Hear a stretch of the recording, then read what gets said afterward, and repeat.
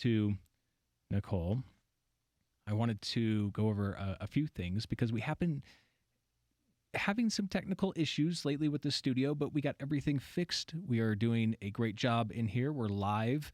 Everybody can see me on the camera as well, but for those of you who are listening on things like Spotify and iTunes and all the major podcast apps, if you're listening, you can definitely check us out live. If you ever want to see what the studio looks like and you ever want to see what we're talking about, because a lot of times we're going to be posting things that are, let's say we have a guest and we're talking about like ghosts tonight. We want to be able to post some pictures and some video. And if you are just listening on a podcast, you won't be able to follow along. But if you go to faustfiles.com, you'll be able to click on the link for the guest, which is Nicole Kobrowski. And we're going to be speaking with her soon. But click on that link, and then you'll be able to watch the live performance and then see what we're talking about here on this side, which is really, really good. The other thing I wanted to mention was we have a great opportunity for you to call in and ask Nicole a question, or call in and you can really ask any sort of question that relates to the topic that we're talking about tonight if you want to. That number that you can call is 833-355-8255. You can call that number and we'll get you on the show and we'll have you talking with Nicole and I tonight. The other thing is, it's really cool if you're more of a Skype person, you want to utilize your computer. We have a great little thing that we have on our website. And that is this really cool button. If you go to faustfiles.com, it's going to say call the show. It's a little red button. It's off to the right corner of the browser. And if you click that button, it will automatically from your computer dial the studio. It is the neatest thing that I've ever seen. So you don't have to have your phone. You don't have to have any of your stuff. If you just have your tablet, as long as you have a microphone and some speakers to hear us talking back to you and you can talk to us, that's really the only thing that you need. You just go to the website, click call the show, and it'll dial right in. So if you're interested, definitely try that out because it's really, really neat. So let's move forward here. I had a couple things that was in the news that I was going to talk about, but I think I'm going to kind of put that on hold for tonight because I wanted to jump right into our guest here and talk to her. I know she has just a lot of interesting, really very interesting things to talk about tonight. And I'm going to tell you a little bit about Nicole. Nicole Kobrowski is the author of 17 books, including paranormal, history, and textbooks. And that's a lot of books, definitely. She's been very busy. Her most recent book, Betti Meets a Ghost, is a children's book to be read with parents in order to start conversations with children experiencing paranormal activity. That is very interesting. Nicole began writing at 13 years old and has written in many areas, including newspapers, magazines, and books. Her genres include academic, paranormal, history, and romance. Nicole Kobrowski is the co-owner of unseenpress.com and gives ghost tours through central Indiana, the old Midwest, right? The Midwest side. I know out in the Midwest, growing up, I know that I had a lot of family out in Indiana, southern Indiana, actually, and it's going to be really interesting because it can get very, very scary out there. I've seen a lot of old history, old barns, old buildings, old everything pretty much out there. She and her husband, Michael, started the business 18 years ago because of their interest in the paranormal and their love of history. Being a paranormal investigator for over 30 years, she has done investigation work in many areas, including spirit photography, electronic voice phenomenon. We know what that is. That's the EVP. And automatic writing. I am really, really curious about that automatic writing. So if you could, please welcome Nicole Kobrowski to the show. Nicole, are you there? Yeah, I am. Can you? Oh, Can you hear me? I can hear you loud and clear. Awesome. So, what is this automatic writing? What does that mean?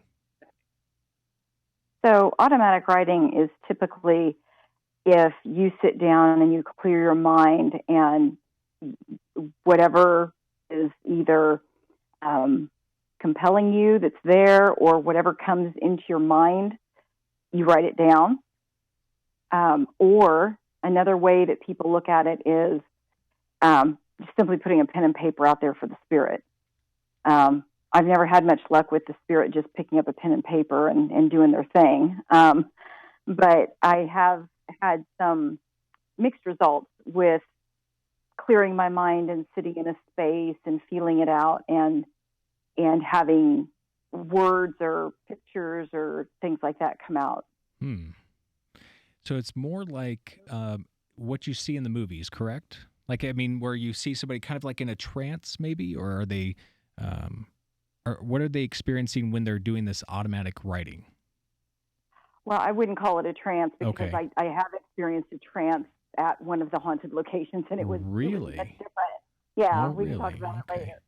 But it's more you're still aware of your surroundings. You can be aware of the people that are with you, um, but you're in your own zone, and you're completely focused on just tuning yourself into whatever the spirits around you have to communicate in writing versus an EVP or a photograph.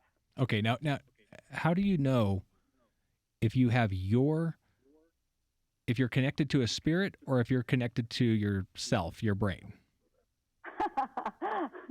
Well, first thing, if I'm drawing a picture, it's not going to be me because I'm not a good artist. But you have to have that clear mind. And sometimes it's just like when you're doing dowsing rods or anything else, sometimes, or even a spirit box, sometimes you get things that don't appear to make any sense, and that happens.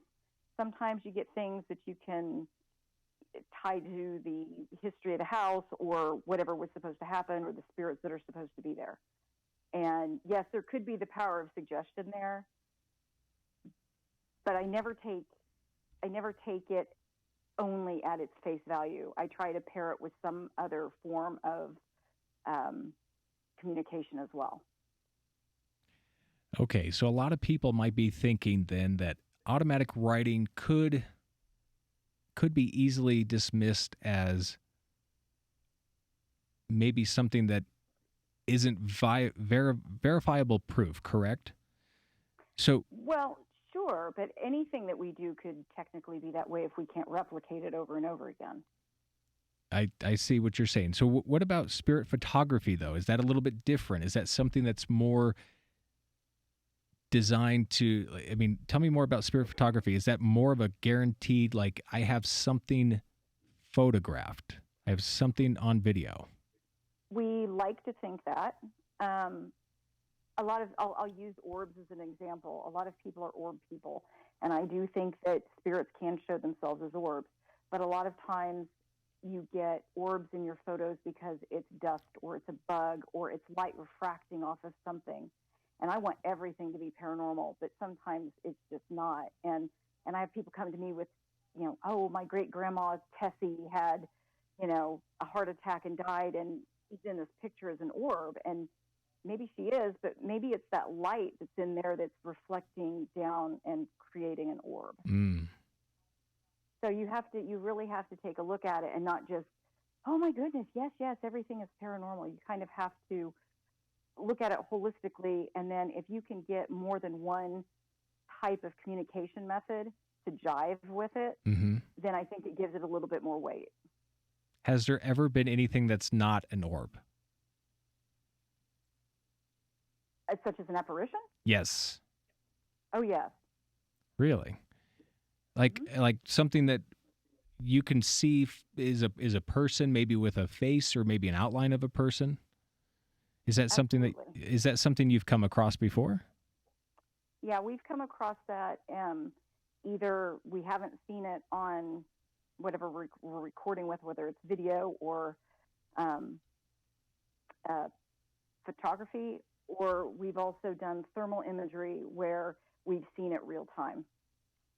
Really? Mm-hmm. So when you say you've seen it real time in thermal imagery, are you taking what kind of equipment are you using that gets a real time ghost or spirit onto your screen? So there are different ways to do it. A lot of the television programs had used FLIR cameras, handheld FLIR cameras, and we found a few years ago, and I think FLIR now has its own version out as well. It's called Seek Thermal, and it's a tiny camera that fits into a port on your cell phone, and you can take that around and you can see, blue means that it's a cold spot, and red, and all the different shades in between means it's getting warmer all the way up to red. Our Seek Thermal gives us the highest and lowest temperatures reading on screen. We have one that gives us audio and one that does not. And so when we've had things come on real time, we've got a good example in the Scottsburg Heritage Museum in Scottsburg, Indiana, where we can clearly see two of our investigators, or not our investigators, but friends that were with us investigating. And my husband took it. He's trying to get the spirits that he's seeing over on the side into the same frame just to make sure that they're not some sort of reflection of the two people that are in there, and they're not. And we've had several people look at it and say, well, we've had one person said, oh no, that's just the reflection of those people. That's what it does. It's going to bounce off the wall. No. Well, do reflections bounce off the wall? Not unless you have something reflective there. Yeah. And there was non-reflective wallpaper there. We even called the facility back up because we were looking at our own pictures and we're like, okay, is there any super big sheen that we're missing in our photos? Sure. We would have thought that we had gotten orbs or something in our photos had it been, and they're like, no, absolutely not. Very interesting. I'm looking at this right now on my computer, and I'm seeing, so Seek Thermal, this is something you can attach to your mobile device, correct? Absolutely. Oh, okay. Yes, this looks really interesting. So that camera itself will capture the thermal imagery and then relay that into the phone, it looks like, for the picture. Yep. Very, very cool. I do like that a lot. So this is something that a lot of people use? I'm not sure how many people use the Seek Thermal one. I think a lot of people still have FLIR cameras. I think they're getting more and more popular, especially since FLIR now has its own version of that. Okay. We liked it because it was far less expensive at the time than getting a FLIR camera. Instead of spending $1,000 or more on a FLIR camera, it was like $299, it was cheap for something of that quality. Yes, I can see here. Okay. It's still a really good option as well. Yeah, absolutely.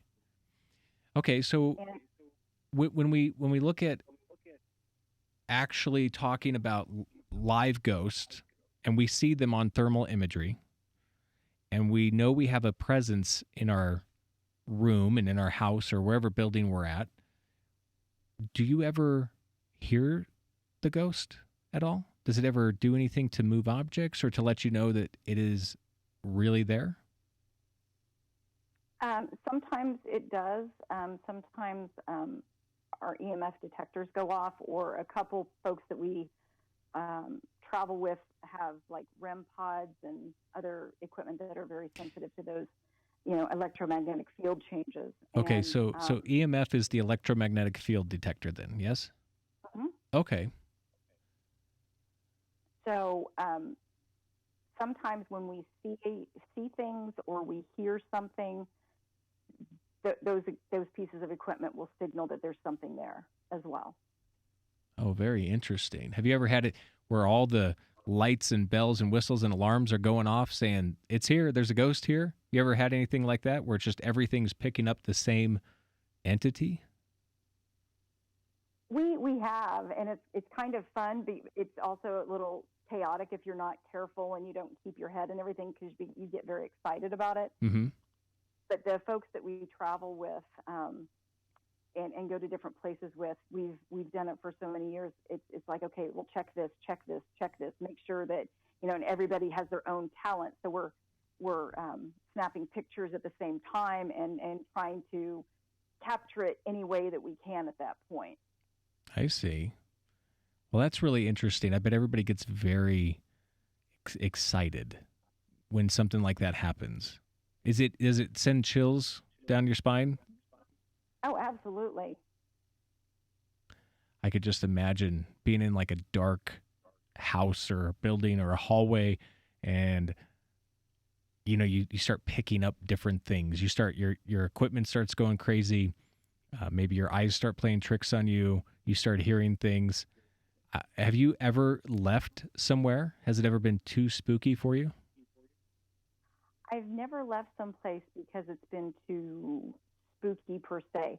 When we were at Octagon Hall in Franklin, Kentucky this year, I had volunteered to stay back with a friend of mine, Jane, while everybody else took all of our personal things to like a hotel.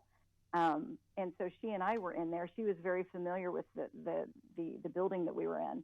And we went from room to room just kind of talking about it and feeling it out. And it seemed to get darker and darker in there the more that we were in there. And it was a very strange feeling. She's sensitive. I'm sensitive. She's very much an empath. And so we ended up sitting in what was the dining room. And I had my spirit box on. And now my spirit box is actually, I use Ghost Radar Connect, which is an app that you can get online.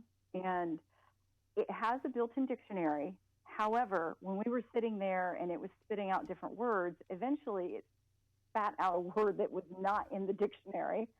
And it sounds very contrived, but it actually was the word incubus. And I said, you guys, I know you're here. I know you're curious. We've seen, things that you've done on TV. We're going to go sit outside for a few minutes until you guys can sort yourselves out, because we're not going to have any of this stuff tonight. You're going to play nice with us, I hope.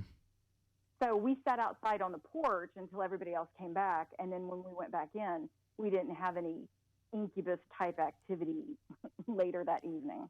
So for some of the people who are listening and watching right now, could you explain a little bit about how something like an app would work for them? Because what I'm seeing is if we look at an app, some people might say, well, it's just an app and it's playing games or playing tricks on you. And that's very true. There are several of them out there that, this poor man was on one of our investigations one time as a fundraiser, and he had an app that said, take picture now, ghost approaching. And every time he'd take a picture, he'd get like this black mass in his pictures. And I was like, dude, I didn't even did not have the heart to tell him. Oh, I see. Not a good app. So the app was setting it up to where he would take that picture and they would overlay something on it? Exactly. I see. Okay. And so I don't know how many apps that I've gone through just kind of, looking and seeing what it can do.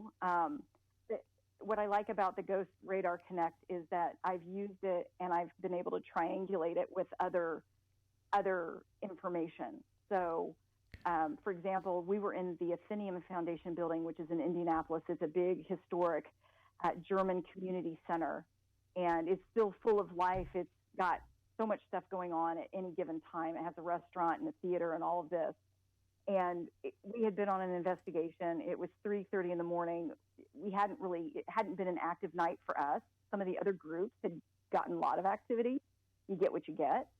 And we were in the ballroom that had been used by the medical college to do dissections and lectures in. Yeah, I know, right? And we had just seen a flashlight roll back and forth on the floor, not just one way, like it's slanted, but back and forth. And we had a balloon out as a trigger object, and we were saying, is so-and-so here? And I finally said, is Peter Lieber here? Because he was one of the founders. And I said, if Peter's here, could you, manipulate the flashlight? And he did. And well, at first he said, well, you know, the ghost box said when, and I was like, well, now. And then the flashlight went on, and then all by itself. It went on all by itself. All by itself. There was nobody around it. And we were so excited. I mean, you can hear it on the video. We were so excited about it. And then we're like, you know, oh, wow, you know, we wish you could have tasted your beer, because he was a brewer and all this kind of stuff. And then our ghost box said service, and the light went out. And oh, my. There's a German word that's a very familiar word, and he was a German man. It's called Servus, and it's a very familiar way to say goodbye. Okay. And so having those two things happening together gave the spirit box more credence to me than just if it had been by itself. Well, sure, absolutely. So I want a couple of things you mentioned that a lot of people might not be aware of. What's this trigger object? You said there was a balloon. Yeah, a trigger object it can be anything that might stimulate the spirit to speak to you. So we had used a balloon to try to get, there have been children that have been contacted in that building, so we were using a balloon. I've used stuffed animals before. I used my ex-daughter-in-law once as a trigger object. Really? Yeah, so people can be used as well? Yeah. Wow. Absolutely. And it was very successful. Now, is that to create the connection? So like when you say people and you say objects, are you trying to lure the ghost into, or the spirit into your area where you're at? And when you use people, are you using relatives, living relatives, in order to contact one who's deceased? You know, I'm not really in a very kind way. I'm not above using myself or anybody else as a trigger object, because we're very common sense about what we do. Okay. The people that it happens to should really be there. If we're on like a public hunt, or we've rented out someplace, if we can get somebody who works at that location or who's there a lot, we'd love to have that person with us, just like we had Jane with us at Octagon Hall. You know, because they're talking to those people regularly, not us, and maybe they don't want to talk to us right away.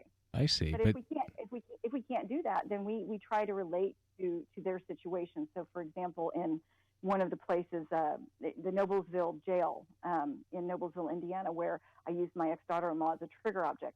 She was in the juvenile cells, which would have been more for teenage men or teenage boys.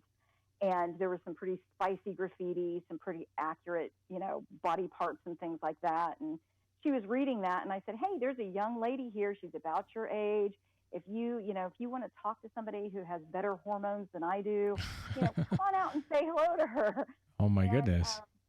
She was giving me appropriate hand gestures for, you know, a daughter-in-law.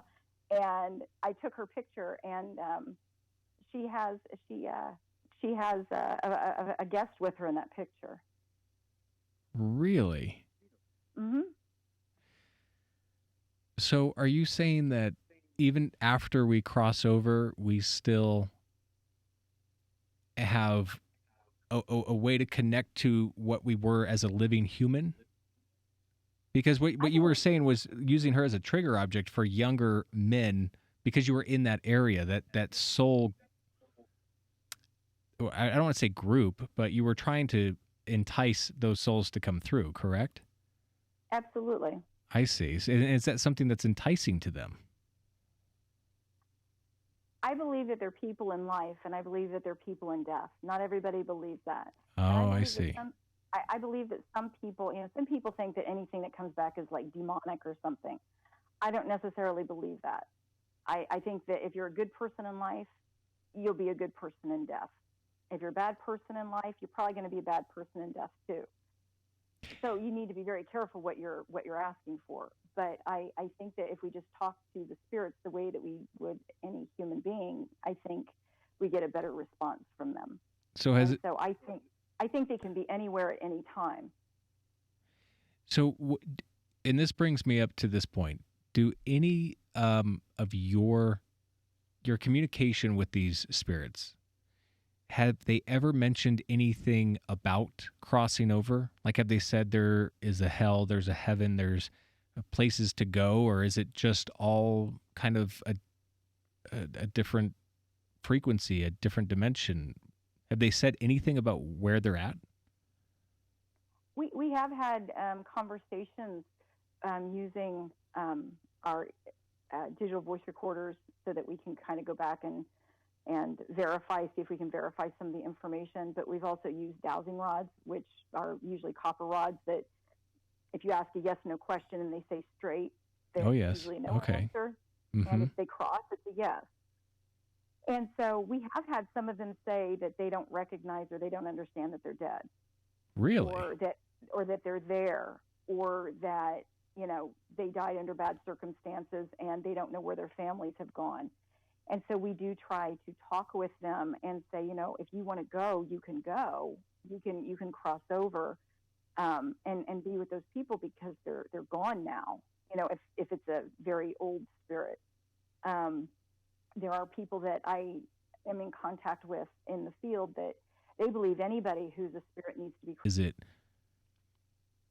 Is it even within the same time realm? Like, do they experience time like we experience time?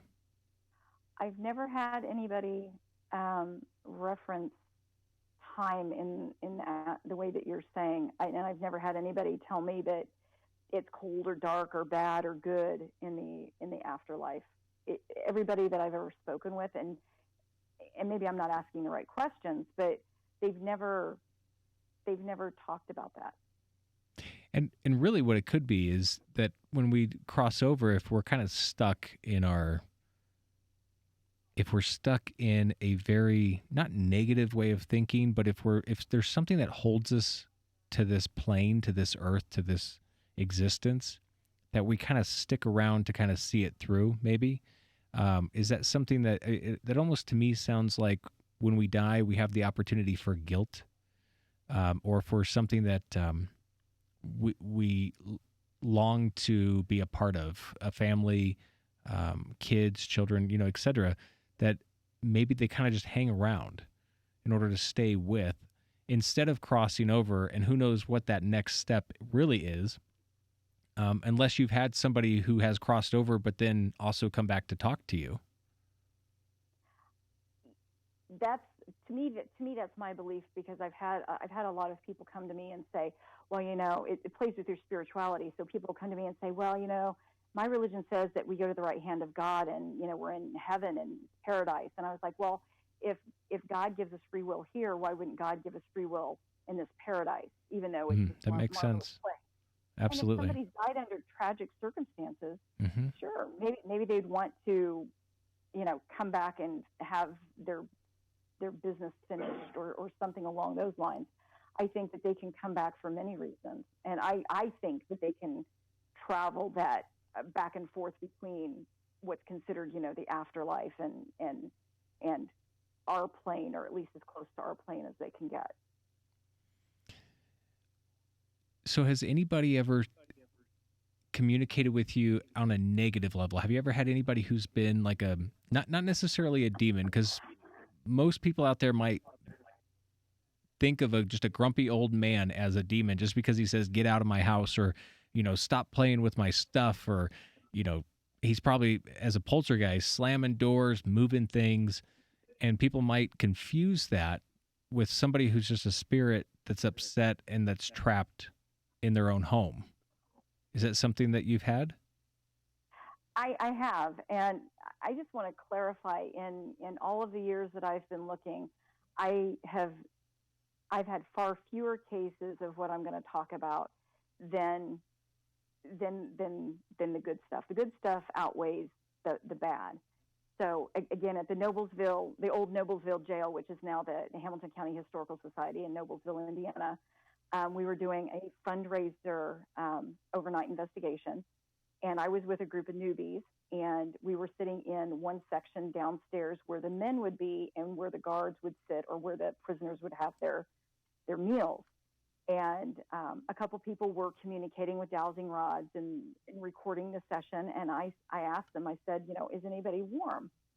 And they're like, no, we're a little chilly. There's no heat back there. And I was like, okay. A few minutes later, we're supposedly communicating with this man who was a pimp, who had his business across the street. And I don't taunt spirits, but for whatever reason that night I couldn't shut my mouth and get my filter on. And I said, well, you suck a little bit, because he was saying how he'd been arrested, and then he went back to his business across the way. And he had his legitimate business, and then he had his girls, so to speak, in there as well. And I said, well, you suck a little bit. And about that time, I felt this like really warm sensation on my back. And I said to the lady next to me, I said, look, I need you to lift up my shirt. And she's like, what? And I was like, yeah, lift up my shirt in the back. And she lifts it up, shines her flashlight on, and she's like, oh, yeah, you've got these scratches all over your back. And really? I have a picture of it. And then I stayed there. I went through it. I didn't leave or anything like that. I didn't have anything else happen. My darling husband, Michael, in the morning, instead of waking me up with a hug, a kiss, or anything else, he decides to lift my shirt up in the back, and he's like, you still have scratch marks. Oh, my goodness. So, now, when you felt it, though, you didn't feel a scratch. You just felt the heat. No, I felt the heat, and I liken it to like if you pee yourself. Really? That's the way it felt. Now, the next time we went back for an investigation, it was like 4 months later, I think.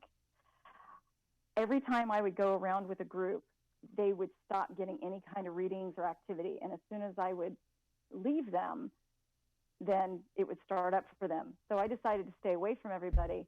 And then I started feeling very sick to my stomach. And I ended up in the fetal position in a room that nobody else investigated in, because I refused to leave. It's like, you're not going to do this to me.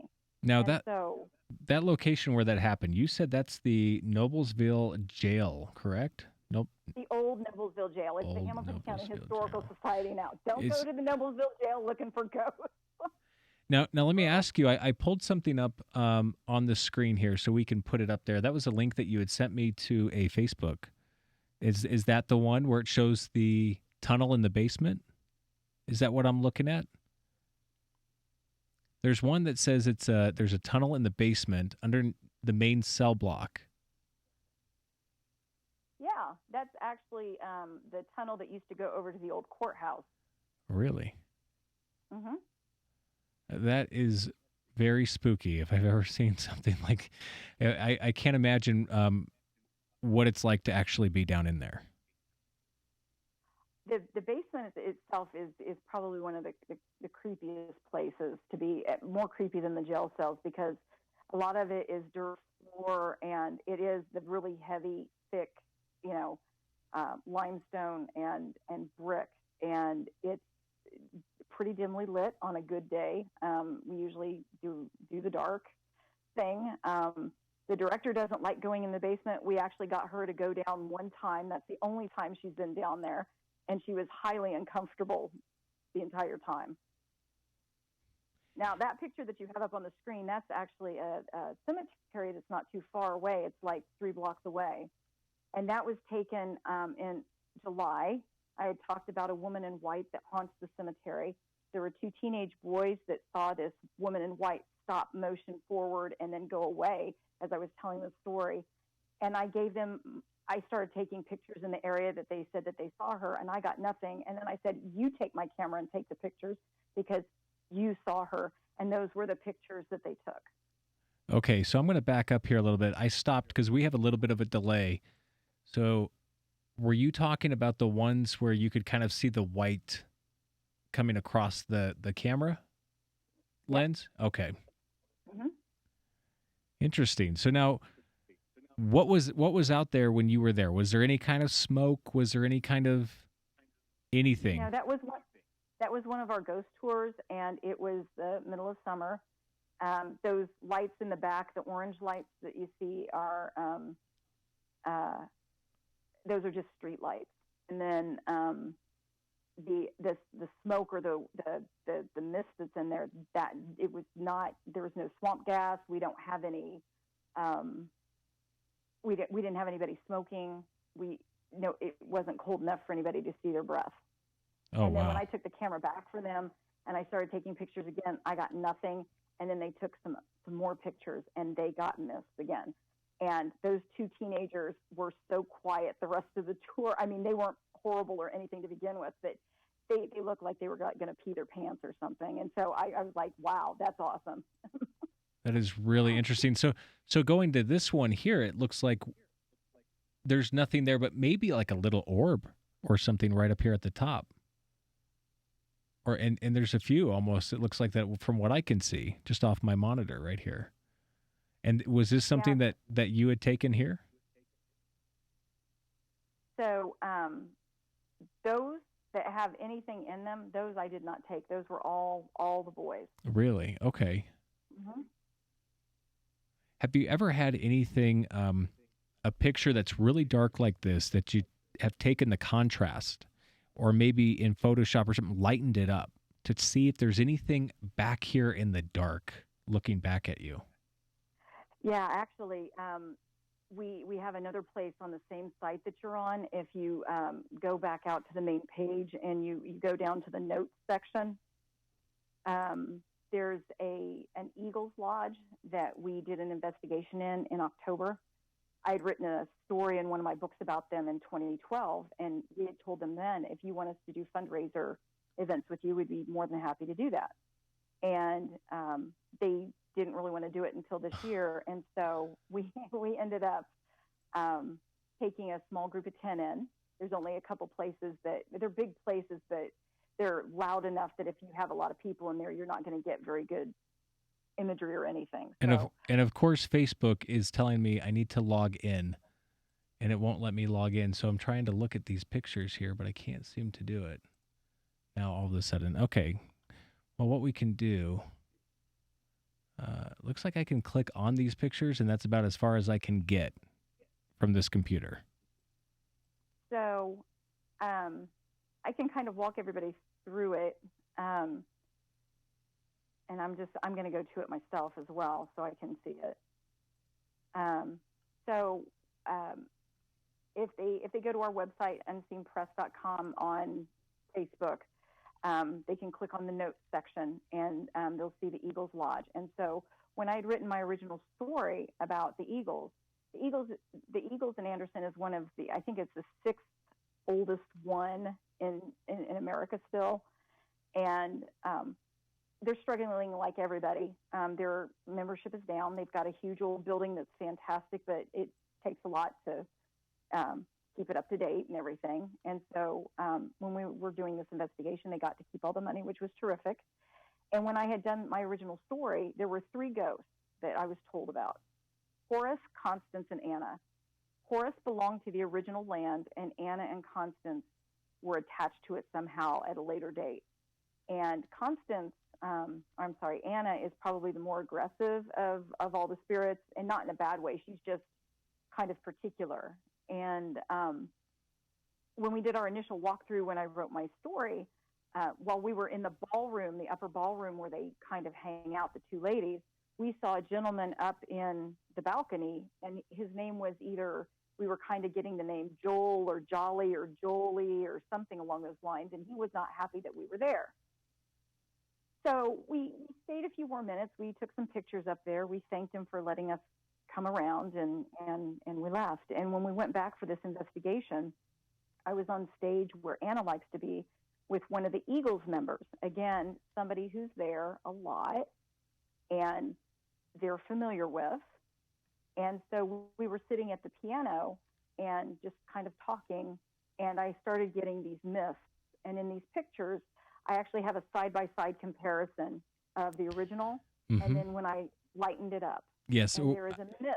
I was able to pull that one up, so I have that up on my screen right now. Okay. So there's a series of those where there's a mist in front of the piano, and that's where Anna likes to be. Well, the person I was with was walking around, and I turned to get up and leave the piano bench. The woman that I was with was hard of hearing. We both heard one single note on that computer or on that piano. No way. Oh my goodness. That is amazing. And we did, she was far enough away, and I did not do that. So we have those pictures up there, and then I went kind of to the middle of the ballroom, and I was talking with someone else, and I was using dowsing rods, and my friend that was with us, she said, well, I'm picking up on Jolly or Joel, or I was like, okay. And he wanted me to go up in the balcony. And so I went up in the balcony, and the later parts of the pictures that you see are a side-by-side comparison of the pictures that I took with a little point and shoot that's so good in the dark. It's a Panasonic. It's very small and compact, and I really like that. So I was taking pictures, and there was no flash. And when I lightened them, there are these dark streaks. And when I had gone up there, there was somebody else who'd been up there who said his EMF detector was just going off. He said, I don't see any kind of electrical outlet up there. He said, it's going bananas up here.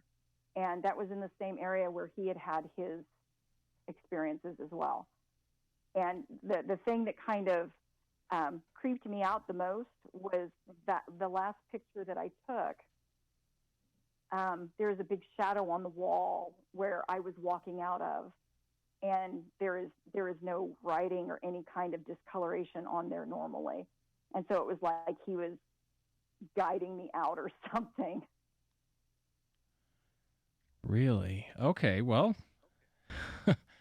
I don't know what to make. I don't know what to make of this. I'm looking at these pictures, and I'm seeing the piano, and I'm seeing the side-by-side comparison, and I did a zoom in on the browser here so we could all kind of see it, because it was a little difficult to see.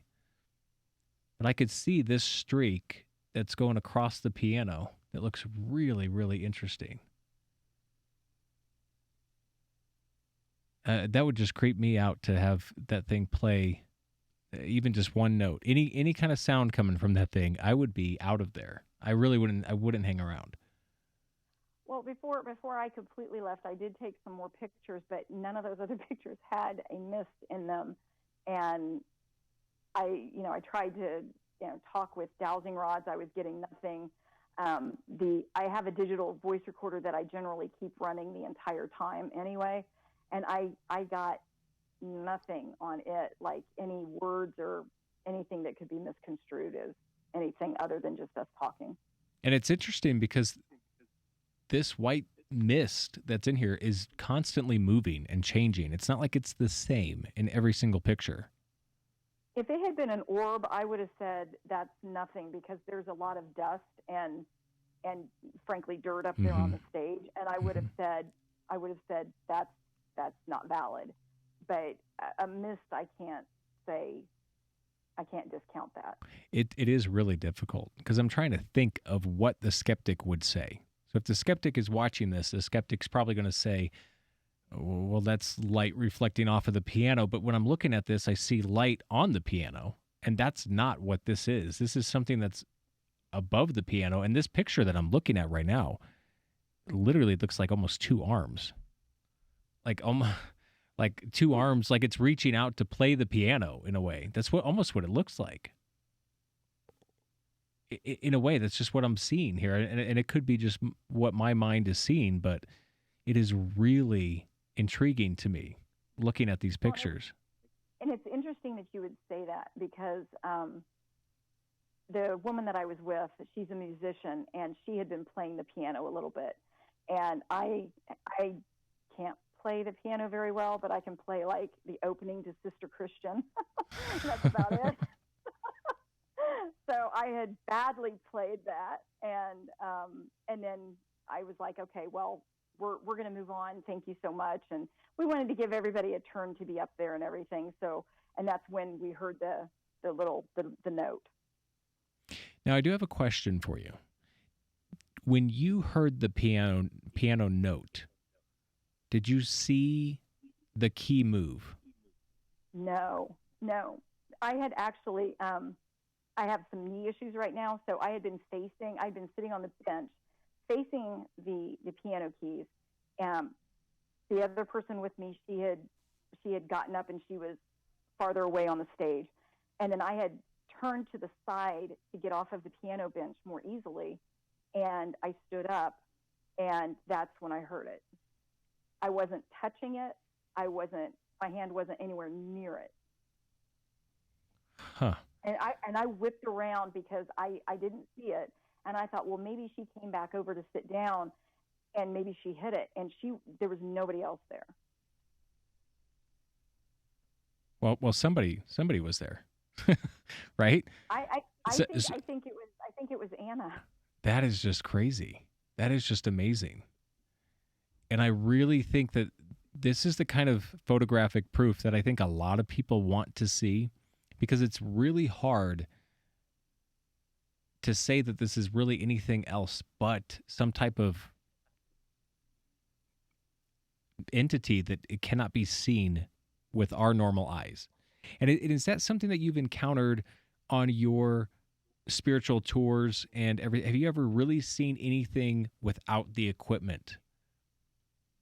There are many times that I see things without equipment. The very first time that we moved into our house, the very first day that we were here, my house was a year and a half old, and I was sitting in our bedroom. My husband was in the loft, which connects right off of our bedroom. And I said, well, hello. And he's like, who are you talking to? And I was like, you can't see the man in the jeans and the shirt standing here in our doorway? And I could hear his chair creak, and he's like, nope. And as soon as I tried to say, hey, who are you and what do you want? He just disappeared. You know, I have seen them just, you know, and then there are times that, you know, like this, I didn't see this person. I took a picture at the haunted Avon Bridge on our last investigation a few weeks ago. And there is a figure of a man on the tree. There is no one around that tree that could be putting that shadow on there.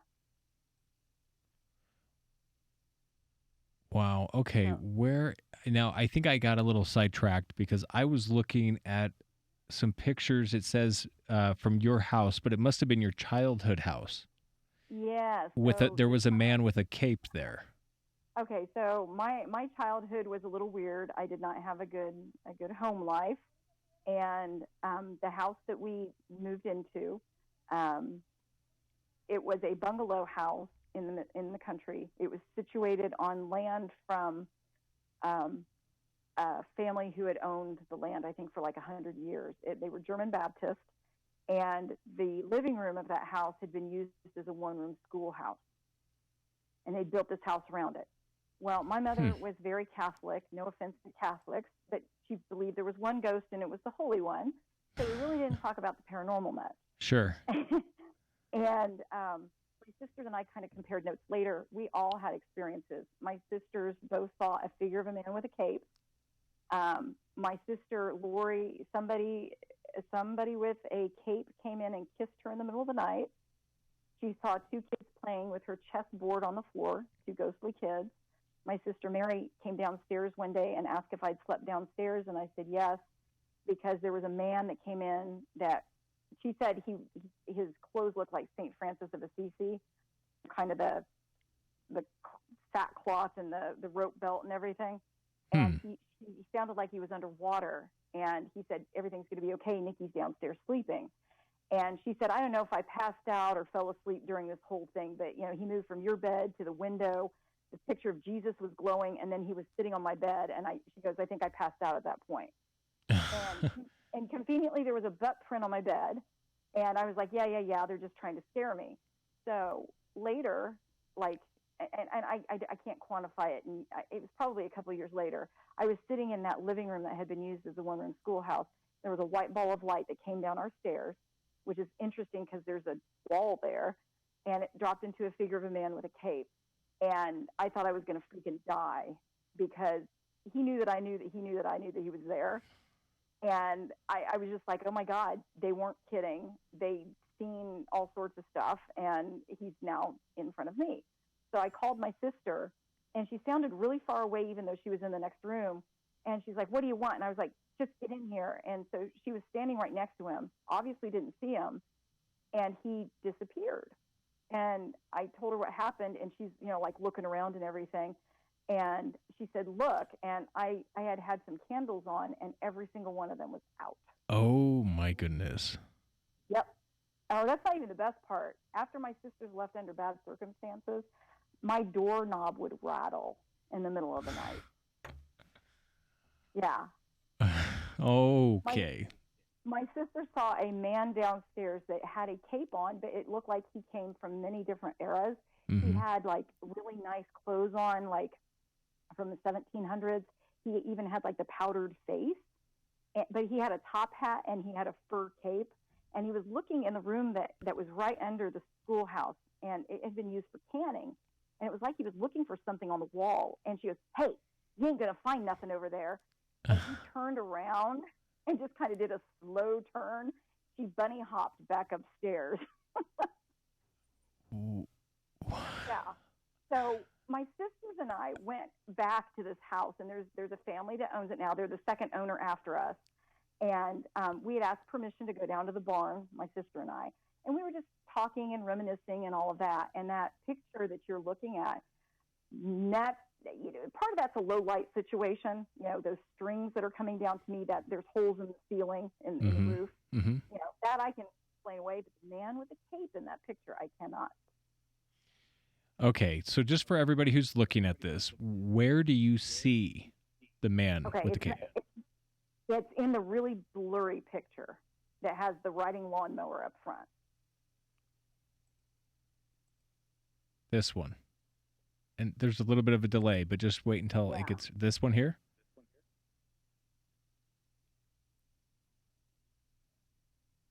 So if you're looking at that picture, if you look over to the right-hand side, when you see the two beams kind of intersect, there is a head right there.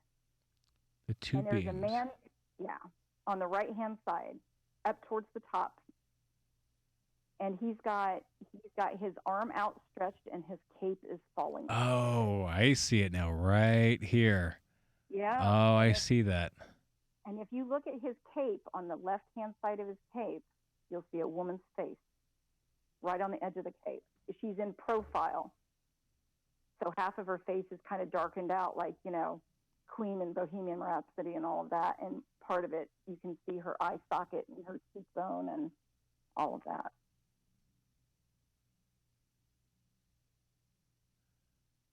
Okay, am I looking? I think I'm looking. Oh, I see this right here. This is where I'm looking. I can see the eyes, the nose. Is that what I'm looking at right here? Yep.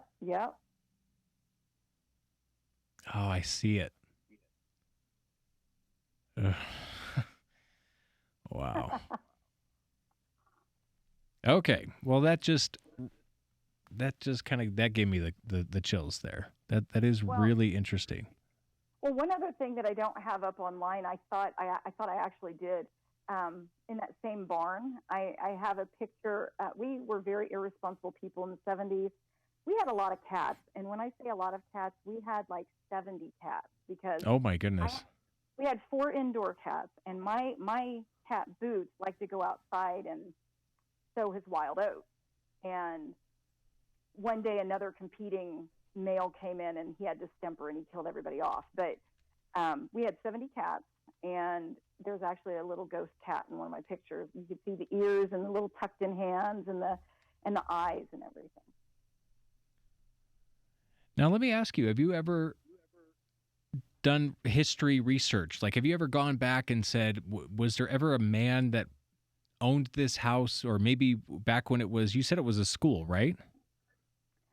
Yeah, the front room had been a school, and we had gone back and done a little bit of looking for information on that house. Mm-hmm.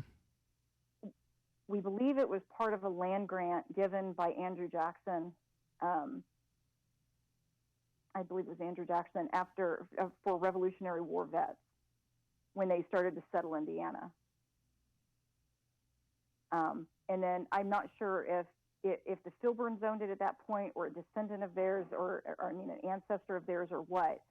But trying to trace that back, or trace it forward from there is difficult because we don't have the we don't have the information that came with the original grant, and the courthouse in Anderson had a huge fire, and a lot of those records were destroyed.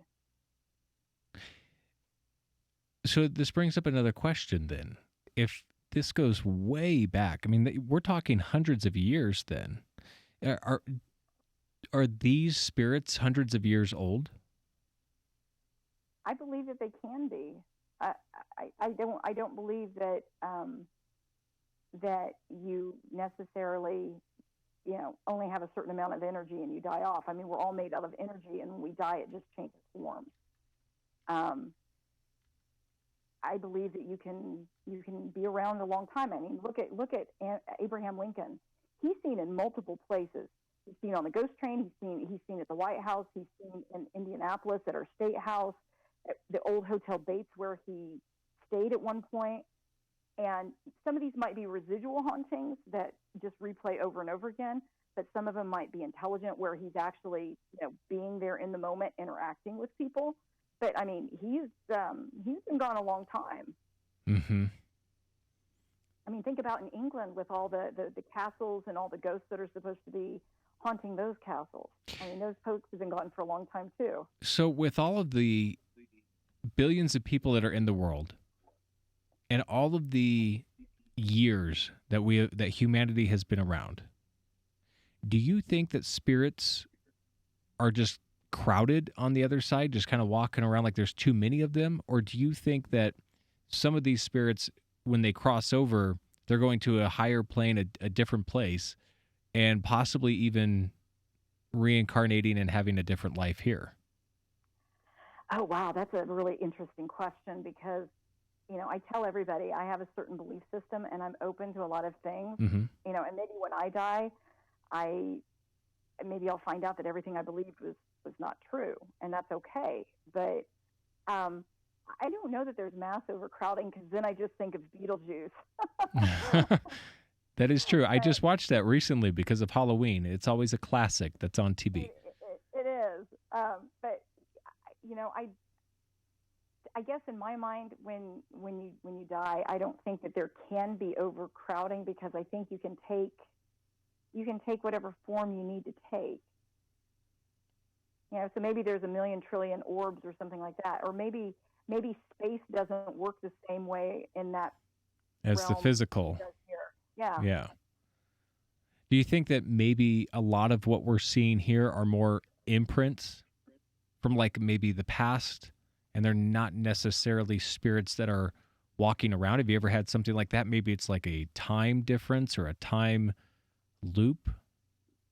Oh, absolutely. I believe in that. I believe that organic things can hold vibrations of the past. I think if some place has a profound sense of loss or tragedy, or if someone is just very tied to that place, that can happen. We talk about places like that on our tours, and I got one of the best stories from Gettysburg from a reenactor a long time ago. He had been there for reenactment, and it's common with reenactors that if they got to balance out the sides a little bit, and so a lot of them have the same. They have Union and Confederate uniforms. And that particular time, usually he's Union, but he had been asked to play a Confederate. And after all was said and done that evening, he was with a friend packing up gear into his van, and he kept hearing something like yells and screams and gunfire and cannons. And he's like, well, why, what are we missing? And his friend's like, there is nothing going on right now. And they kept hearing it. And this fog starts to roll in. And so they're packing their stuff up, and the noise gets louder, and they can hear it like it's all around them. And the fog comes closer. And his friend said, yeah, I'm getting in the van and I'm going to start it up. And he's like, yeah, good. I'm just going to toss the rest of the stuff in. And they were just like, he was just flinging it in. And the fog enveloped that van. His friend turned it on. He shut the doors, got in with his friend. They started to take off, and all they could hear is this deafening roar of wounded people all around them, and cannon fire, and the fog. And his friend floored it. And it took him, he said, I don't know how long it took us to get out of that fog, but it seemed like forever. And all of a sudden, it left just as quickly as it came. And they stopped, and they're like, did we just experience that? And they looked him back. There was no fog. There were no people, nothing. Just absolute silence. Now, I'm going to take just a quick second because I want to let everybody know I forgot at the beginning of the show to turn on the live chat, which is on our website. So if anybody out there who's listening, I just want to let you know you don't have to call into the show if you don't want to call, but you can click on the live chat and type in a question, and that would actually, we can get that over to Nicole tonight, and I can ask her that on the air. So just go to faustfiles.com. You'll see in the bottom right-hand corner, there's like a little chat icon. Just click that, and you can start the chat with me. Okay, Nicole, sorry about that. I just wanted to let you know our producers were saying, hey, we need to get that chat up so we can get some questions in. Awesome. Okay, so we've looked at old stuff. Has there been any new, like any new homes, new development, new buildings, anything new that spirits are attached to, or is everything just old? I don't believe that it's everything old, because I believe, again, that organic things hold vibrations of the past. So you could have a brand new house that has old wood that has witnessed or been around or something along those lines, and that can bring something, into your home. I believe that organic things can be brought into your home and things can be introduced. So like if you like antiques or something like that, you could potentially bring something in. My daughter's great-grandmother died, and she brought in silk scarves and a couple of other like clay pots, and the woman didn't like me to begin with in life, and I didn't expect much more out of death, and I wasn't going to deny my daughter those items in my house, but there was a spirit, and I'm pretty sure it was her, that turned on my gas burner twice. And one time, the first time I said, you need to stop. We're going on vacation. You need to vacate this place and go back to your grandson's house. And then my daughter reintroduced some stuff. She left.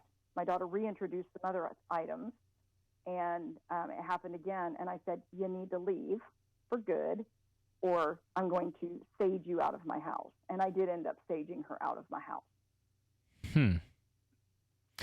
When I was a kid, my grandparents had everything in their house was taken from the local dump. Okay. So they had my grandfather worked as the manager of the waste management facility, and everybody who threw things away, he would take them and he would put them in his house. So the stove was thrown away, the refrigerator was thrown away, he would fix them up. The couch was somebody else's. They were very frugal people. And every time that I was told that I had to stay at their house, it was always a very scary ordeal. I always had a fear of that house. And I never knew as a kid. It just seemed incredibly scary to me. But it wasn't until I was a little bit older, maybe in my teenage years, and it was the last time that I had stayed at their house, last time that I saw them. And I had an experience that I don't know how to explain it. I mean, it seemed almost alien at the time, but I was awakened from sleep. And somebody was grabbing me, wrapping me up in my sheets. They were grabbing me and trying to take me away. And a lot of people could say that it was a dream or I was hallucinating or anything like that, but I just remember the fear and the panic that I had. And I remember talking with somebody, and they said everything that your grandparents brought in, they also brought something that was attached to it.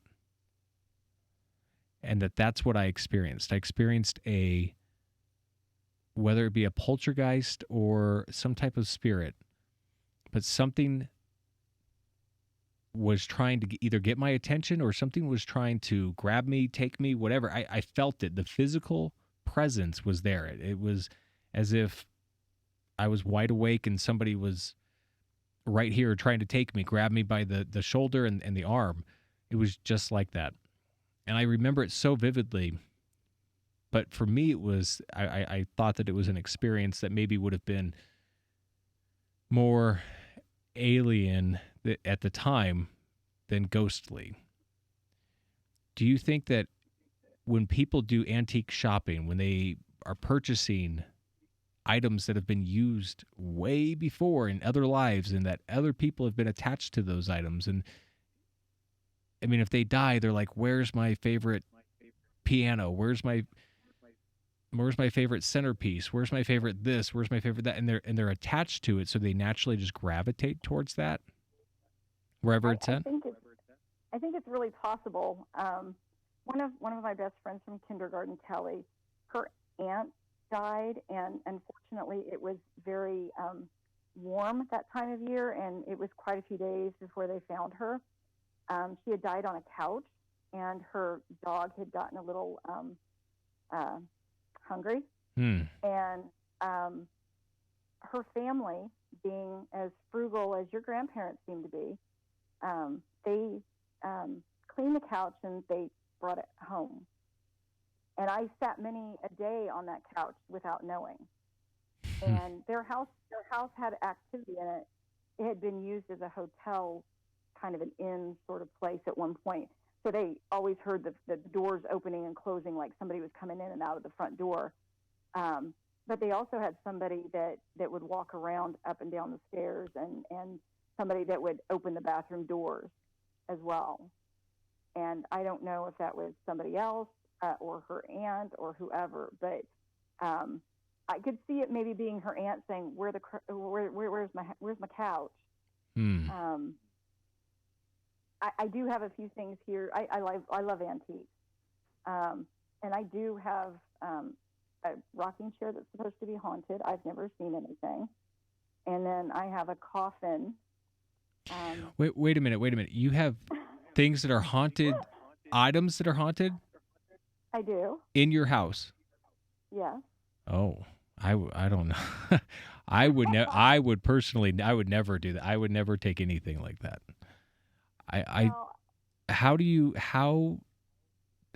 deal with that consciously?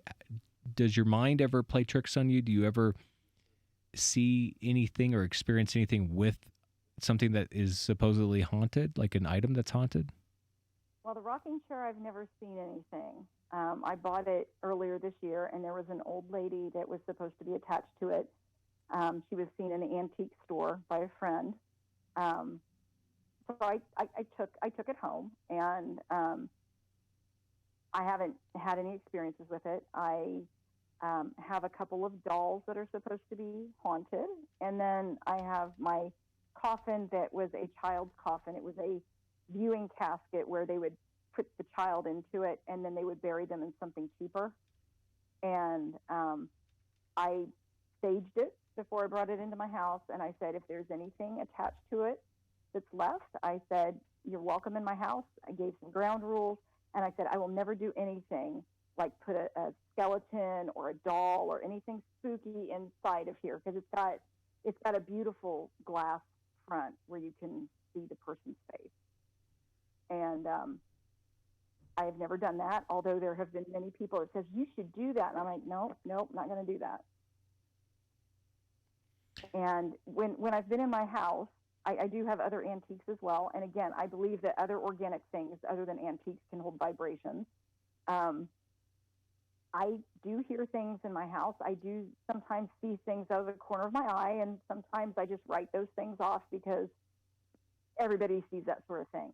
But when you hear footsteps come up your stairs when you're in your loft and there's nobody in the house but you and your cat, and your cat looks over and looks back at you and says, wow, yeah. So then I just greet whoever it is and say, here are the ground rules. And do they abide by the ground rules?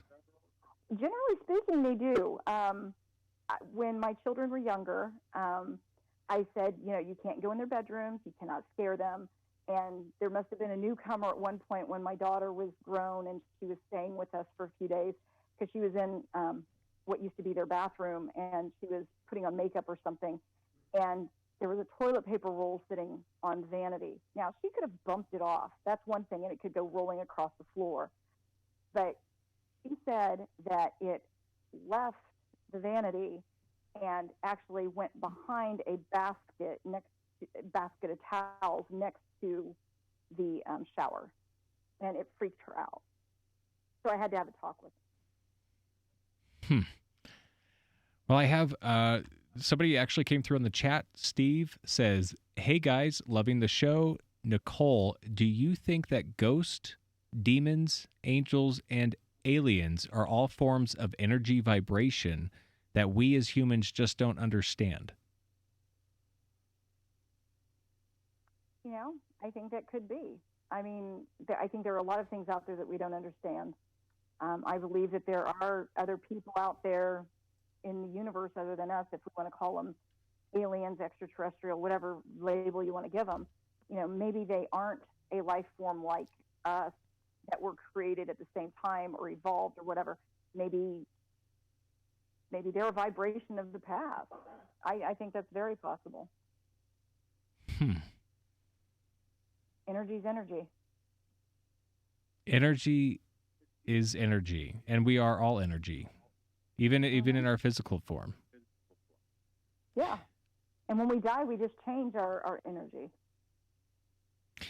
I was always wondering about when we die, because that is something that death is a finality of what we're doing. So we are ending this journey, we're beginning a different journey. And a lot of times people don't believe in the afterlife, and then some people have different opinions on the afterlife. One of the opinions that I've heard recently has been that we are in a simulated matrix, and that everything that we're seeing when it comes to ghosts is either somebody hacking into the system or the matrix itself crossing over to different past times, essentially. So just like what we were talking about before with the imprint idea, that it's something that we're in something that's simulated right now. And so a lot of times if we're in a game or a computer simulation, that we're experiencing right now, right here, but then the computer messes up and says, oh, nope, this is at this point in time years ago, this is what it looked like. And that's how people have visions, and that's how people see different things. And when we die, we just wake up. And I don't know if that's something that you've ever heard. It's very similar to like what the Matrix is. A lot of people in the mainstream, I know Elon Musk, he believes in a simulation theory.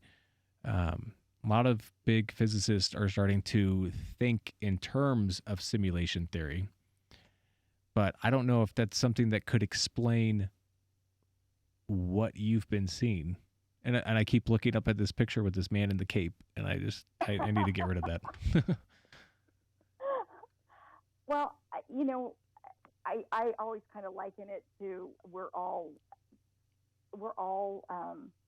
dolls in an alien's dollhouse, or Lego world, so to speak, and the alien is manipulating everything. And sometimes the alien's really happy with us and gives us good things, and sometimes they don't. So it's kind of along the same lines. I could see that. I mean, that's where spirituality, kind of crosses over, and some people, don't want to play with that. But if you think about it, the way that I was taught with God, God created everything. Mm-hmm. Why couldn't He have built that in there? Mm-hmm. You know what I'm saying? Yeah, that's true. If He's all-knowing, all-wise, and obviously He knew about computers and everything because He knew about us before we were born, so to speak. I mean, that's what people around me say. Correct. So why would that not be an option? Or if you want to go back to the historical side of it, or not the historical, but the scientific side versus the spiritual side, I mean, why couldn't there be somebody out there that's more technologically advanced than we are that has created all of this? Or, I think it's all possible. That is true. A lot of people have speculated that our lives are nothing more than this advanced artificial intelligence that is calculating everything from a past that we've already existed in. And it's calculating from everybody's perspective in a way. It's a little hard to believe, but at the same time, there is some type of existence that we're living because we see it, we feel it, we're here. So we are living some type of existence. We can't deny that. And I think the other thing that we can't deny is that there is more and more proof now than there ever has been of an afterlife. Well, I'm going to put this out here. So my friend Trinity passed away this afternoon. Oh, and, I'm sorry. That's that's okay. Grief is for us, but he is in a much better place. He was a paranormal magician, and so he's with Houdini and whoever else up there having a good time with his mom and everybody else. And I'm going to put it out there for Trinity, if there is an afterlife, if you're still around, let me know something about it. Give me a sign, whether it's a Matrix sort of situation or whether it's something else. When you've got time, because I know you're really busy right now. So I'm going to put that out there for him. Yeah, and you'll have to let us know what happens. If nothing else happens right now, you'll have to let us know and give us an update on that. Because I am very, very curious on that. And it's interesting that when you were talking, though, in my headset, it kind of, and I know you're on a cell phone, but it just, it jarbled a little bit. It did this, when you were saying that, put that out there.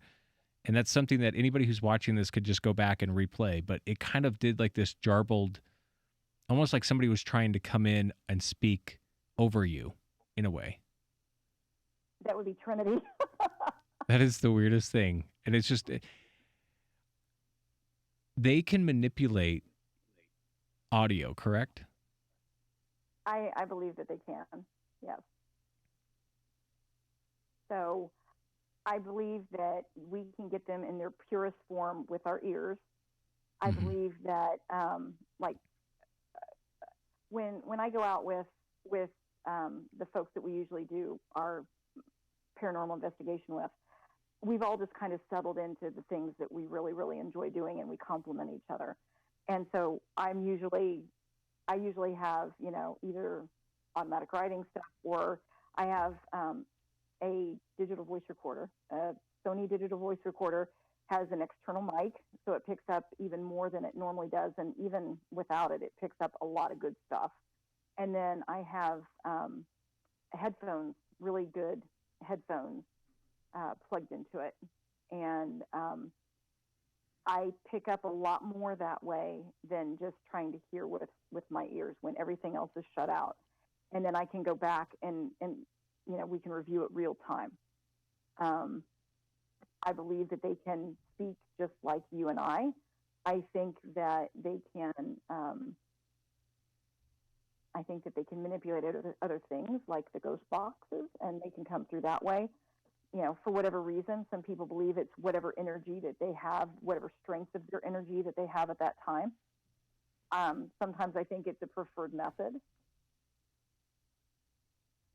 Before we get off on that, because there's a couple of things that I want to ask you, but I want to get to the chat because I did have, Jenna asked, do you believe that spirits can be attached to more than just objects, such as like houses, land, people? Absolutely. Yeah. I mean, I'll go back to Abraham Lincoln. His residual haunting is seen in the Indiana State House or at the Hotel Bates. It's seen on the ghost train. It's seen in the White House. And I think that they can be attached to a house. I think that some of the spirits that, we've worked with in the past, we just came back from the Randolph County Infirmary in Winchester, Indiana. And I haven't posted the pictures yet, but I got a figure of a woman who kind of looks pregnant walking down the hallway. And there was, in some of the history that we were told, there was a woman that got pregnant 3 times in there, if I have it right. I hope I'm not saying anything out of turn on that. But the Randolph County Infirmary was for poor people or people who were poor and they were sick. And so they were taken care of there. Did you ever see the haunting at Hill House? Yes, I did. Now, without giving anything away, because the ending is one of the biggest spoilers of that season, and I don't think they're going to make a second season to it. I think it was more of like a mini-series type thing. But what a great show, and what a great ending. I don't want to give too much away, but have you seen the ending to that? I have not. Okay. There's a lot of moving between time. Let's put it that way. So a lot of what is going on in the house is time related. So past and future in a way. So things that have happened or aren't happening or will happen in a way.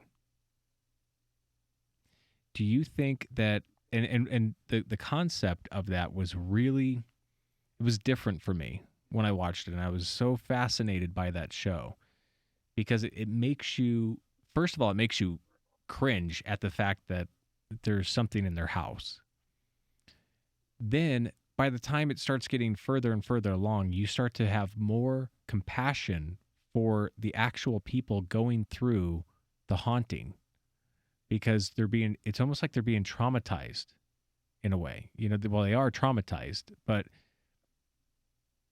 is that the intention, do you think, of some of these spirits? Are they traumatizing us? Are they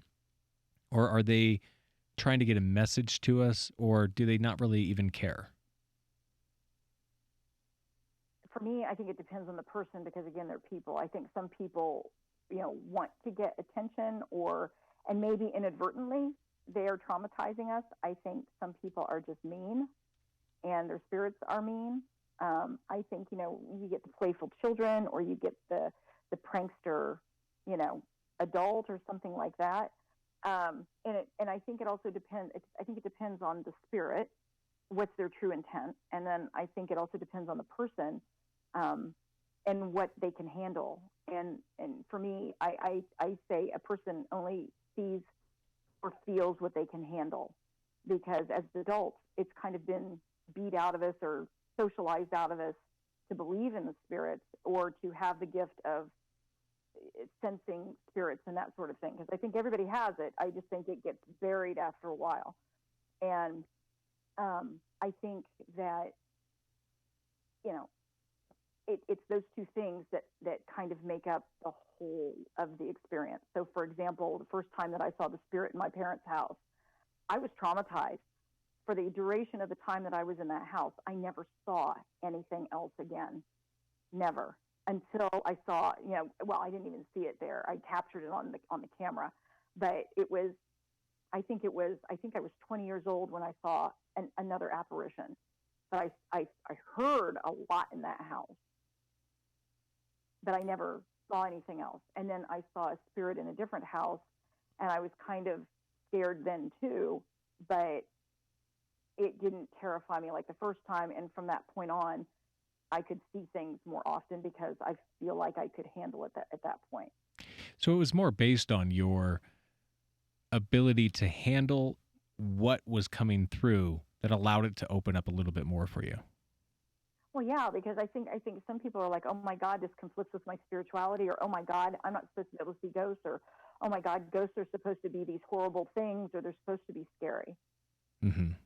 Well, I think that even the fact that something is in your room without your permission or in your house, it's scary. Now, it brings me up to the other point that I wanted to get at before we took Jenna's comment, and that was, you mentioned that your ears are better than the electronic equipment. And that made me think of when we go to bed and we start to fall asleep. Have you ever heard somebody call your name or somebody try to talk to you or say something in your ear? Yes, and I hate it. Well, it jolts you up, right? It wakes you up, and you can't sleep then for an hour, but at least I can. No, I go right back to sleep. No, well, lucky you. Because I don't know whether at that point, because it is in that odd state of falling asleep, whether it was something real or not. Yeah. Now, in the middle of the night, I've had that happen as well. And that's more terrifying to me, being woken up out of a dead sleep, hearing somebody call your name. And it's like, well, did I dream that or did I not? And normally I just chalk it up to a dream. Mm-hmm. But in that case, it takes a few minutes for me to go back to sleep. Now, I did have one time where I did wake up and somebody was calling my name, and I was like, well, was it or wasn't it? And when I settled to go back to sleep, somebody tucked my sheet up around my neck and tucked it around my back. What? Yeah. Now, what's interesting about what you said was that's very similar to the experience I had when I was young, because when I was grabbed, a sheet was wrapped around me in a way, and Well, I already had the sheet on, and they weren't trying to yeah, take me anywhere. They were actually yeah, just tucking me in. yeah.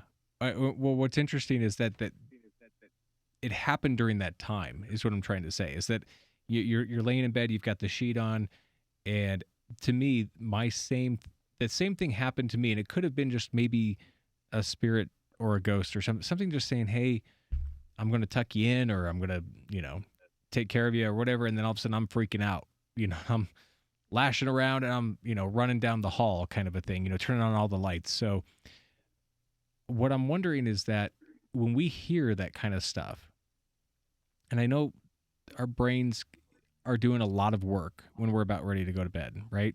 And there's things that we can dream about with people who have crossed over. But what about when we're awake? Because I've had people before in my life have told me stories that a relative is passed on, and not even a month later, it's Christmas.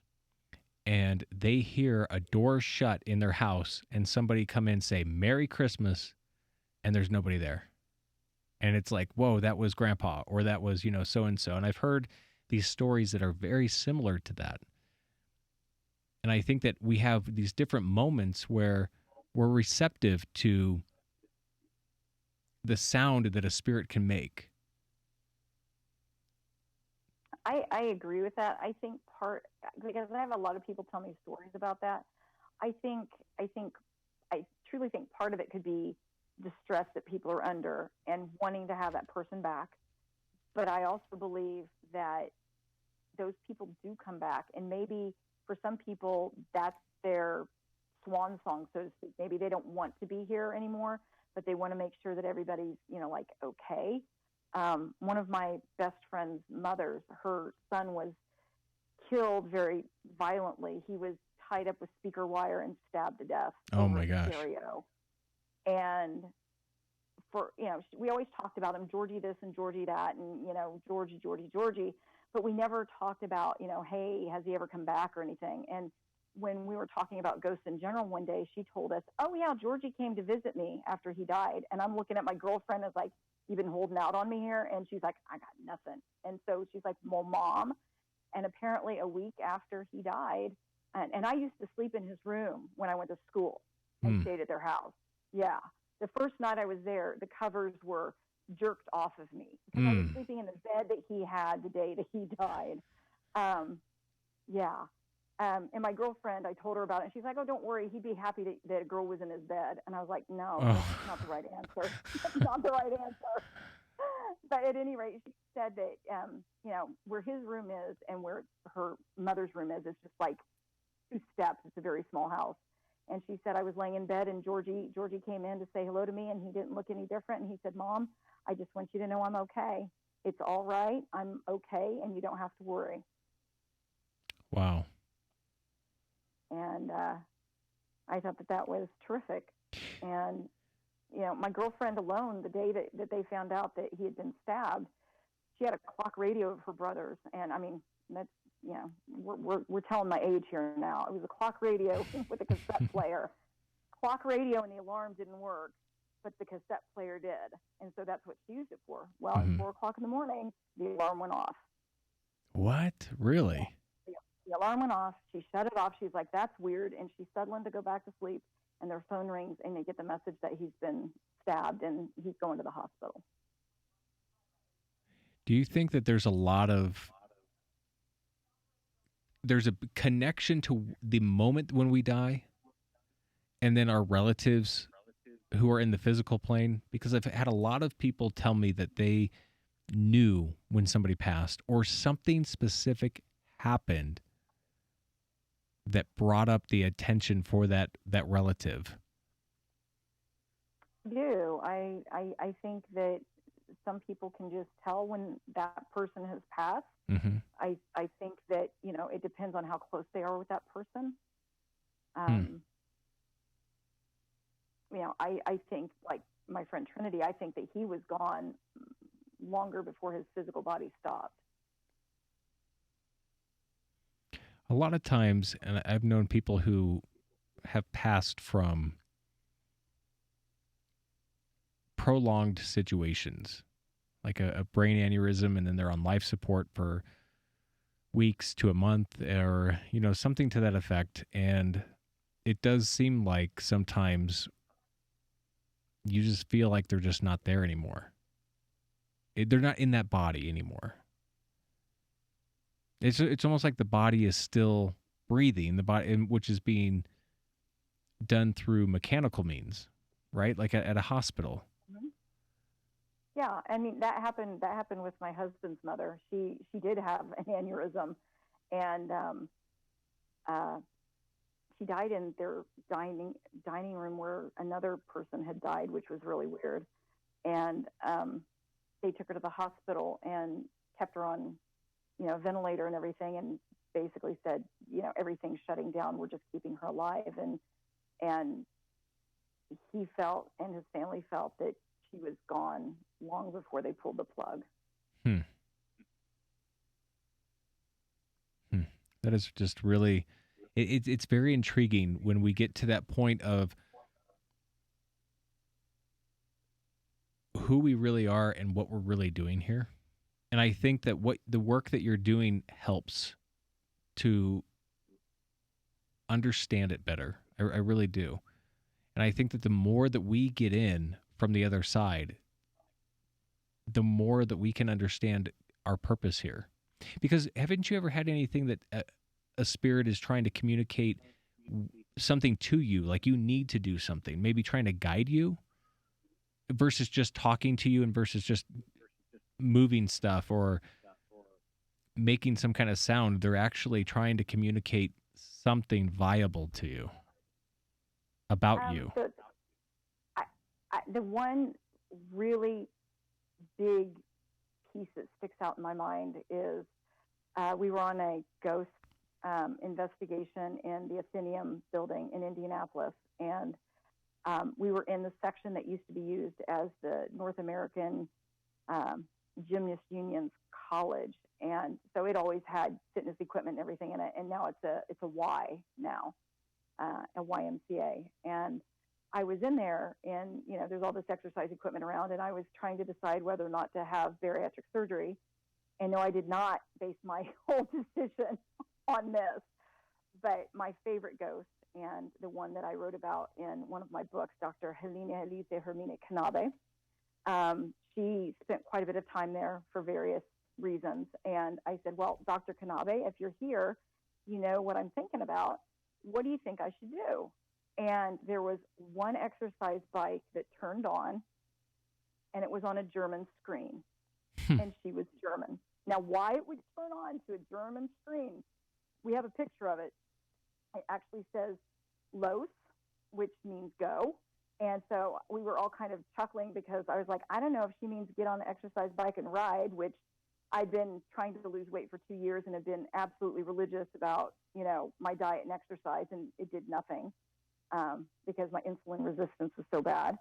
Or whether she was saying, go get the bariatric surgery.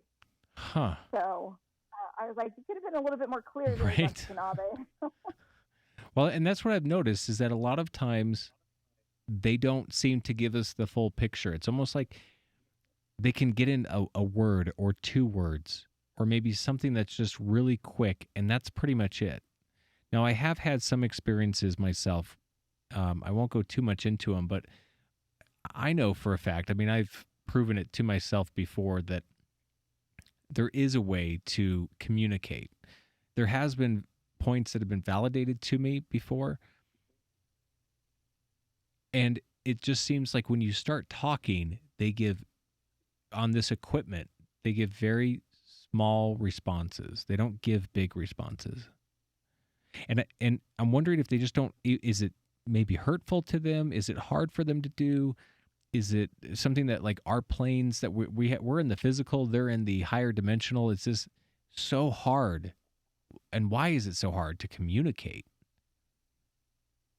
I've thought about that myself, because either what we're doing is a bunch of hooey, which I don't believe, or it has to be something with either their strength or there's a barrier of some kind between the place that they are and the place that we are. It's kind of like there's a mismatch, but it sometimes works. Kind of like that, wormhole, hole in the matrix, whatever you want to liken it to. And that's why, like, when I do EVP sessions and we're using dowsing rods, if we've got a particularly good conversation going on, we try to ask as much information as possible because in the yes/no questions, because we know that it's going to take a long time to get it. And one of the best ones that we ever had was in a cemetery in Westfield, Indiana. It's called the Anti-Slavery Friends Cemetery. And there was a J.A. Jackson is the name of the man. And we were with a bunch of reenactors, Civil War reenactors. And we were asking him questions about his life and what it was like for him in the Civil War. And we were actually able to go back and verify a lot of that information as being true. And then we also found out, because he mentioned it, that he wasn't buried in the cemetery, which we were all like, what? He's not. His military stone's there, but he's actually buried in a different city. And I was able to verify that. Now, as a footnote to that, he did a little bit of extra communicating with a teenager who had on the Confederate uniform. After we had done our tour and we had done our EVP session and everything in there, we got an email from the mother of this kid. She says, yeah, he's probably not going to go back in there. And she said that he had complained of chest pains when he got in the car, and 16 years old, chest pain, oh my gosh. He took off his wool coat, he took off his lawn shirt underneath, and he had scratch marks on his chest because he had used the dowsing rods. And the spirit of this gentleman, he basically took over the conversation because he was like, why are you in here in that uniform? It's completely disrespectful. I don't understand it. That sort of thing. Now, I did see this kid a year later, and he was fine. And he goes, I don't think I'll ever go back in that cemetery with a Confederate uniform on, though. What do you think the purpose is of them scratching? I don't think that it's always I don't think it's always a demonic thing or anything like that. I think it's, I used to be the biggest fence sitter on that until it happened to me. I think it's an attention getter.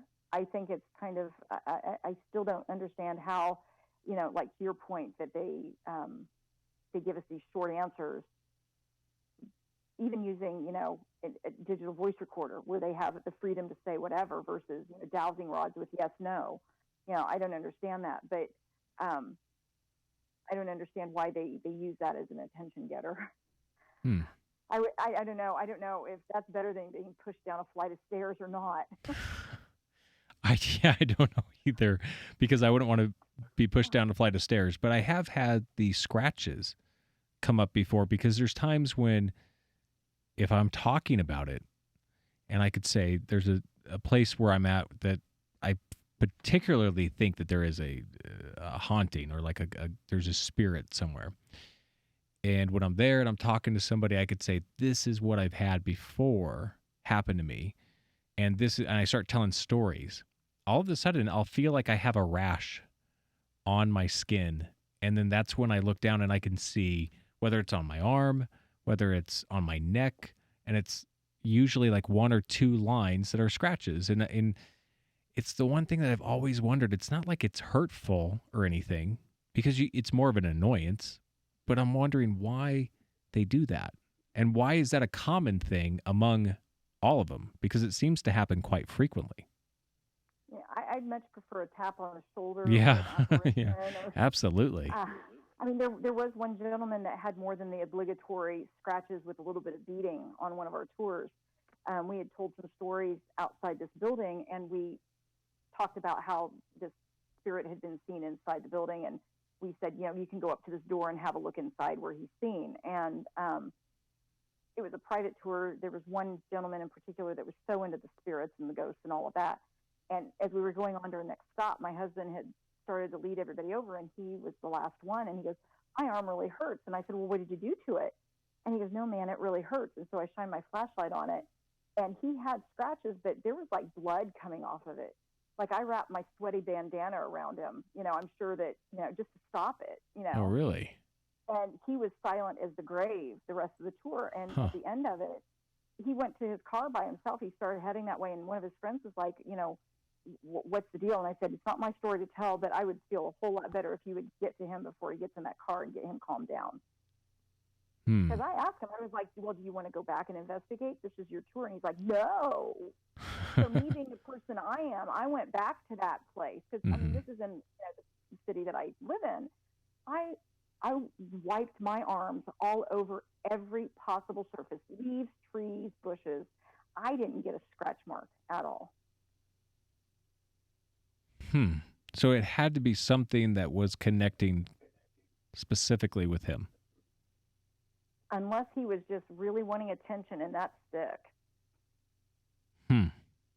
But he was a good actor if that was the case. I truly don't think he did that to himself. But well, it's good to know that you're open-minded about that. That sometimes people can be a little, they can overdo things a little bit. They can be over-exaggerated to certain points, and so I really appreciate your down-to-earth wisdom of everything, because you have tonight. So far, we've covered a lot of things, and you've been very to the point of. Sometimes it's this, which is a natural phenomenon, and sometimes it's something that we can't explain, which is the other. That's the factor that we want to look at. And I wanted to, as we kind of wrap things up here with the show, I wanted to get people addressed over to your website and everything. Where can they find some of your books? So our books are sold a lot of different places. We're trying to get them into different markets, but the two biggest ones are Amazon.com and Barnes & Noble, but you can also get them from our website. And I'm not going to lie, we make more money if you get them from us at unseenpress.com. And what do they search for under Amazon if they want to go up there?